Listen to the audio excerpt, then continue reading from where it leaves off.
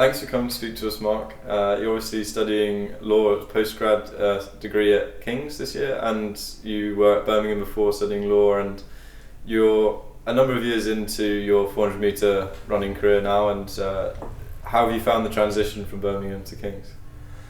It's been different. It's not always easy for athletes with there being a lack of tracks in central London, and so the commute to and from the track has been a transition that's been hard to make. But with regards to the staff who've been around, they've been extremely helpful. As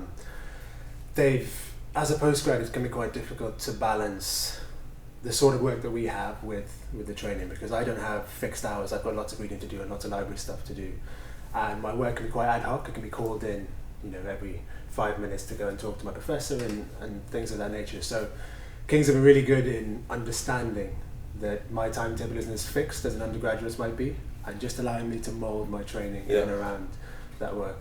Yeah, and I suppose, even though there is a bit of a travel to the track, like it still is one of the most central tracks in London. I think we're very lucky to have that, so close, and also because it's in East London, it's around where all of the more traditional, more high performance track teams are, and that's obviously where Lloyd is based, and you've been able to train with them. And how have you found that training with?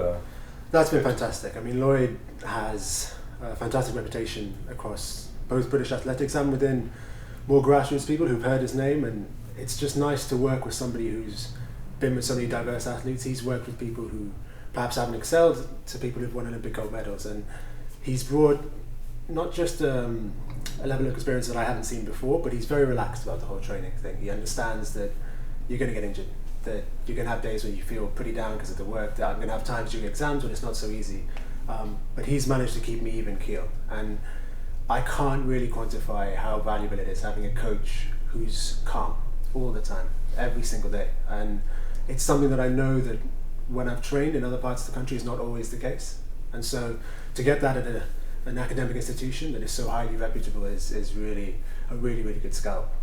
Yeah, and obviously there's also Conrad as well, and he's sort of coming to the fore now with his coaching as his running career comes to an end. And do you think that that's sort of inspiring? Think that there's more to athletics? Outside, everything behind running. You've got the coaches and the physios. Do you think that side of things is something that we at King's is excelling in? Absolutely. I mean, the beauty of Conrad himself and having him around is that he's still running and he's still performing at pretty much the most elite level we have in this country. And so to have somebody at that level right now, as opposed to a coach who perhaps was at that level in the past, provides a really different kind of inspiration, because Conrad comes to coach us and then he goes to train in the mornings. I see him training in the mornings. With regards to the other stuff and all the support they're offering around that, that's also been fantastic. And obviously it's easy for me to say it's been great, but I haven't had the greatest year. I've had injuries, I've had setbacks, and so perhaps more than most I can attest to the support that I've been given by King's and by the staff here. The S&C work, the availability of physios, free physios, which is quite unusual for hamstring niggles and calf niggles. So they've been incredibly supportive. I couldn't have asked really for much more. Yeah, and the performance suite at Macadam, I think it's a nice environment because there will be other people from other disciplines there, and in a way it's a bit more relaxed having, being able to talk to other people and just not talk about athletics the whole time and listen to. Yeah, I mean, absolutely. Personally, the two things that I want for my gym and my S&C work is the space to do what you want to do. You don't have to be waiting for racks, and it's quite important that there's a certain tempo to our gym sessions, that we keep working the whole time. We'd have to sit around and then stand up again, and so the facility there is fantastic because we've got so much room, but as you say, the other thing is that you want a really relaxed environment, and being able to meet people who do different sports is quite unique. In my S&C session we have people who do karate, and then you've got triple jumpers, runners, and so there's quite a diverse mix of people in there, and it's just a nice relaxed environment to work as hard as possible.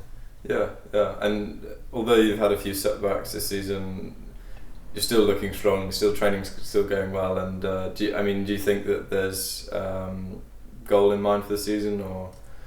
It's difficult to say. I mean, I personally like to set micro goals. So I'm not thinking a time, I'm not thinking a specific race. It's just that I know I want to work hard and trust the process, and then I'm sure the rest will come after that. So not a specific goal in mind per se, but it's just about every single day working as hard as I did the day before, and waking up every day with that mindset, and then I trust that things will come into place later on.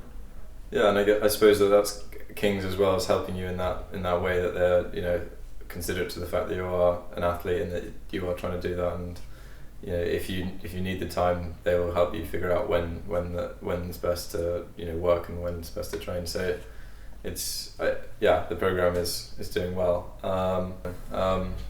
So you've come in for a postgrad, and obviously it's only for a year, but how have you found the transition From undergraduate to yeah postgraduate? yeah Work-wise, the work changes, and you, as I've sort of alluded to before, you have less fixed hours where you have to be in class, and more independent work, independent research, because you're working towards a much more specific goal. You by this stage, you've sort of narrowed down your career options and know where you want to go, and so it's about really investing yourself in the stuff that you're interested in. As a result of that, you have free time, but a very like ad hoc, sketchy timetable, and so what you want from support-wise from a university or from whoever it is who's supporting your training is that they are as flexible as you are, and that they understand that whilst we may be running elite competitions across the country with the country's best runners, we also have the academic thing to focus on. And as a postgraduate, that's something that's quite hard to balance, because you're aware of how demanding the work can be, and you're aware of how demanding training can be, and you sometimes feel like you can't be in two places at once. You can't train 100% and work for 5 hours and sleep for at least 6, 7, 8 hours. And so it's just people understanding that you can be both an elite athlete and someone who's interested in your academic performance.